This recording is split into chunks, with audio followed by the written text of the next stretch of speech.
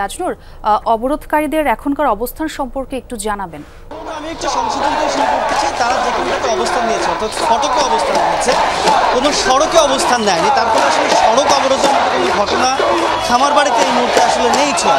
তবে ভেতরে শত শত শিক্ষার্থী অবস্থান নেওয়ার ফলে আপনি চারপাশের এই ফুটেজ দেখলেই বুঝতে পারবেন যে সারা দেশ বাংলাদেশের যত কৃষি ডিপ্লোমা ইনস্টিটিউট রয়েছে, কৃষি প্রশিক্ষণ ইনস্টিটিউট রয়েছে, সেই সমস্ত জায়গার শিক্ষার্থীরা কিন্তু এই মুহূর্তে খামারবাড়ির যে মূল ফটক এবং আশপাশের যেই প্রাঙ্গণ, সেইখানটাতে তারা ছড়িয়ে তারা কিন্তু বসে তাদের আন্দোলনের পক্ষে নানা রকম স্লোগান দিচ্ছেন। মূলত ভোর 6:30 থেকেই তাদের এই আন্দোলনের পক্ষে, এই অবরোধ কর্মসূচির পক্ষে এই ফটকে তারা জড়ো হতে থাকেন, যেমনটি শিক্ষার্থীদের সঙ্গে কথা বলে আমরা জানতে পারছিলাম।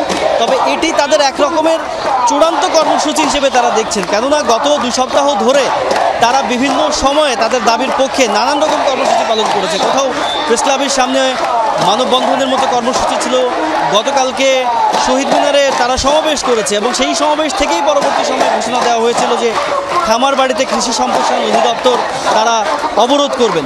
সব মিলিয়ে এই যে শিক্ষার্থীদের আজকে যে অবস্থান, সেই অবস্থান তারা কতক্ষণে এই অবস্থান থেকে তাদের নিজেদেরকে প্রত্যাহার করবেন, কিংবা যেই কর্তৃপক্ষ রয়েছে খামারবাড়িতে কৃষি সম্প্রসারণ অধিদপ্তরের যারা কর্মকর্তা রয়েছে, তাদের সঙ্গে কোনো রকমের কোনো আলাপ আলোচনা হবে কিনা, দিন শেষে কোনো সমাধানে পৌঁছবে কিনা কিংবা ঐক্যমত্যে পৌঁছবে কিনা, সেই সমস্ত কিন্তু পরবর্তী সময়ে নিশ্চয়ই তাদের এই কর্মকাণ্ডের পরিপ্রেক্ষিতে বোঝা যাবে।